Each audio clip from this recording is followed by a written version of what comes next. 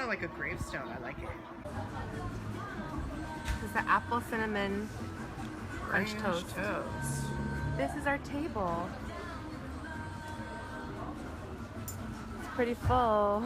At this point, I was just like, I truly feel as though there's some sort of black magic put on me.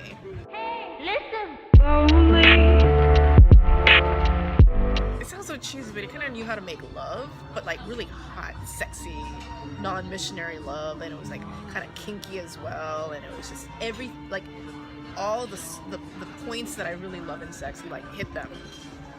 Like, Not when you hold me. Without that guy, I don't know what I would have been, but I don't think I would have been a witch. When you hold me. I mean, we're all witches, but I wouldn't have been like a consciously practicing witch. If that makes sense. Maybe we're not all witches. I'm not a witch though. I think women would be good at being witches, but not all women are witches. I guess it really depends on what your definition of a witch is, or how you define yourself.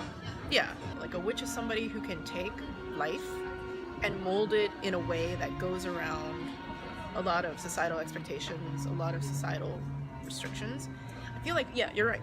Women have the potential to be very powerful at all this, but most women don't.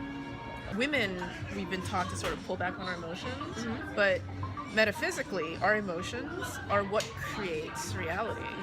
I've had plenty of guys tell me that I'm way too emotional. Why can't I think more logically, rationally? Why do I have to be so emotional, you know? And, you know, it's easy for a woman to be shamed. Like, if somebody tells you you're just way too logical, it doesn't have the same sting as when somebody tells you, oh, you're being way too emotional, right? Yeah. It's almost like if you say, oh, you're too logical, it means that you're making too many good choices. Well, yeah, but if you're being too emotional, you're just making like irrational. Yeah, that means like your life is a mess. Mm. Like why would you think like you're weak? You're being led astray. I feel like you don't have to be a witch to you definitely can be a witch to do that. Yeah, and a lot of witches do. Like they can transform their realities by what you said, like The power releasing of like, their emotions, or like putting their emotions to a good cause, like a different cause. But I think there are other ways to do that too. like for example, like there's this really famous witch on the interwebs, Carolyn Elliott, and it's great. Like she was talking about how she's a huge fan. She grew up Catholic, I think, and she's a huge fan of the queer witch Jesus, you know, and Jesus was the ultimate witch. He was able to turn water into wine. He like took nothing, like there was like one piece of bread and he was just like, oh, let's make more bread, and like fish. He was able to walk on water. That's some wizardry right there. Well, yeah, you could believe that he's that, but I believe that he did that because he was God. You don't have to walk on water to be a witch. If you're somebody who can take a horrible situation, transmute it, and turn it into something that is... Anytime that we come out of a difficult situation, we're crying over some guy, we're thinking even about jumping off a building, but we don't. And instead, we turn that pain, and then, you know, there's millions of movies about this, about a girl who was dumped by a guy. I mean, Legally Blonde, right? Elle was dumped by that douchebag, and then she goes to law school, and then she becomes like this greater person. Elle Woods is a witch. She like took that and she transmuted herself and became even greater. I guess like in your reality, she could be a witch to you. But What is the... then in my reality, I would not consider her. What would you witch. consider her? Just a woman who, got her life on track. I guess what you define yourself. If you're a witch, then you're a witch. But if you don't call yourself a witch, then you're not a witch. Of course, you can define yourself as anything. I could call myself like a horse with like 2 acorns hanging out of my ass, but... And then you'd be a horse. We'd have to just call you what you think you are. Yeah. For me, a witch, the word witch, it has so much baggage because of religion, religion, let's face it, is a lot of patriarchy. I guess if you want to say it from a more like general most like secular point of view, you can say a witch is like a badass bitch. Like, Yeah. oh, and by badass bitch, a bitch can be a woman or a man, or, you know, non-binary gendered. It could be just anyone who's But, decided, Yeah. To call themselves a witch. who's taken on society and been like, no. Like, I'm supposed to be a certain way, but I decided not to. I'm just gonna be like the best version of myself. Again, it's like I wouldn't have gone into this if it hadn't been for Taco. So at the time, I was just like, I can't believe that I'm into this guy. And for a while, I was just like, I wish that I hadn't gone so deep into things with him. But in retrospect, I'm just like, it had to happen. Like, without him, there wouldn't have been that impetus. I think I was supposed to mix this up. Not just drink the orange juice on the pot. Damn it. You know, yeah, I guess thinking back on it, I just thought of it the way that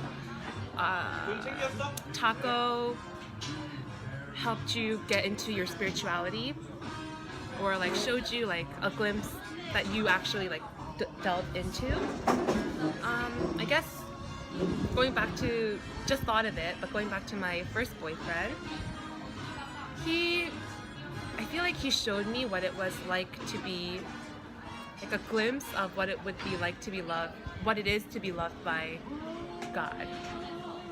Like, you don't, like, for me, I'm Christian, so, I mean, sometimes you don't, like, feel God's love, or, you know, that idea, I can't like verbalize it, but that idea, but I feel like he accepted me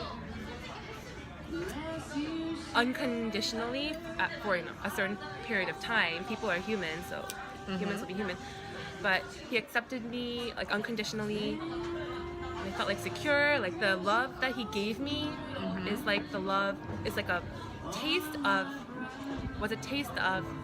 what I believe to be God's love. Like, what sort of, was it the unconditional, non-judgmental love? Unconditional, non-judgmental. Exactly.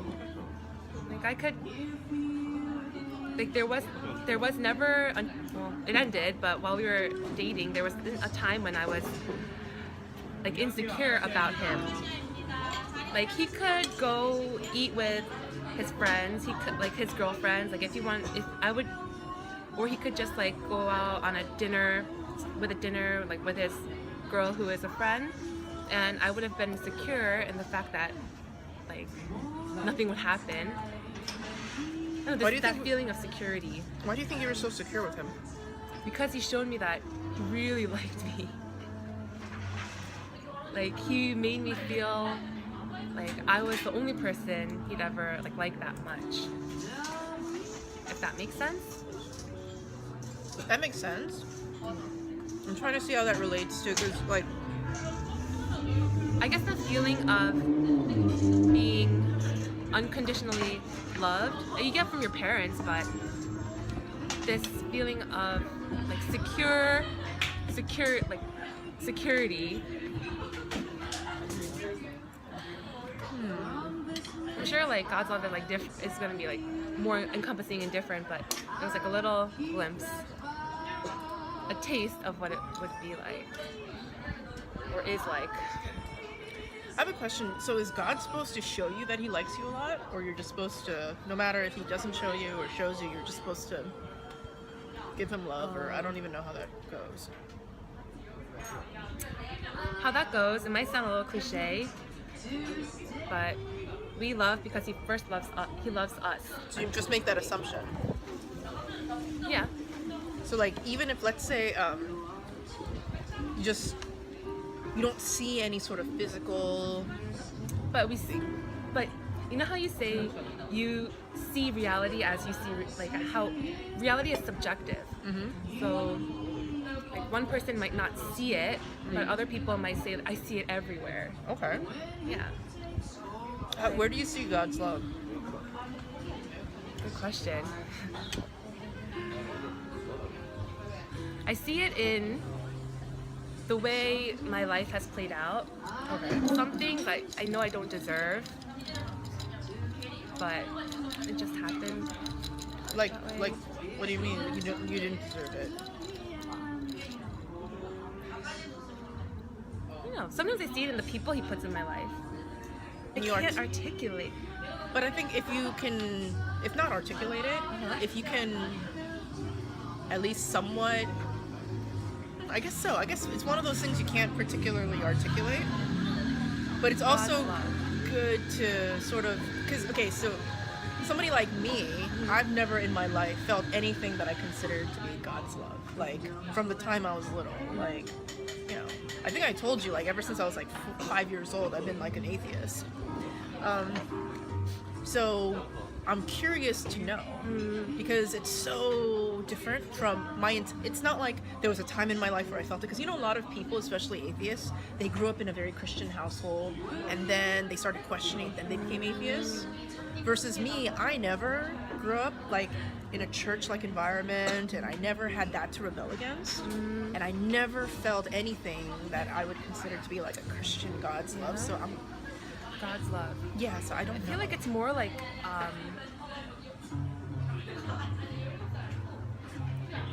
well, as Christians, we believe that we were made in God's image. So like a parent-child relationship would be something that's close to like God's love. Because a parent it's just a given that usually when you become a mom or a dad, like you love that kid unconditionally. The kid could like you know, screw up, do whatever, Okay. but you still love the kid. Like almost like a given. It's like just natural. It's hard for me to see that because I know of way too many cases, including my own personal life, where parents were quite abusive and it didn't feel unconditional.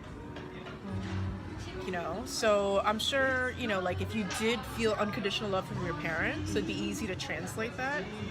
But if you didn't, then what's the set point? And I think other like Christians and like especially like mystical religion, a lot of great poetry and art comes from that, right? Like I think the great Sufi poet Rumi, you know, one of my favorite poets, when he writes love poems, they're love poems for the love of God, not the love of a woman or love of another man, but it's actually all his love poems are about God, about Allah, you know? And remember that South Park episode where Cartman, he's just like, oh yeah guys, I'm just gonna make a Christian album, but it's like you just write a love song, but every time you want to say babe or girl, you just put in God or Jesus. Or Jesus. Remember that? So it's kind of like that. So a lot of great art comes from people experiencing love, God's love and ecstasy from God. But it's like for me, I'm just like, I don't get it, you know? So like, Yeah, it's hard for me. Like, I believe in it, but it's hard for me to articulate it. Like, I don't even know how to put that into words. I feel like I'm the wrong person to ask. why would you be the wrong person to ask? It's hard for me to articulate a lot of things. Like, I'll feel it and I'll know it, but I can't verbalize it.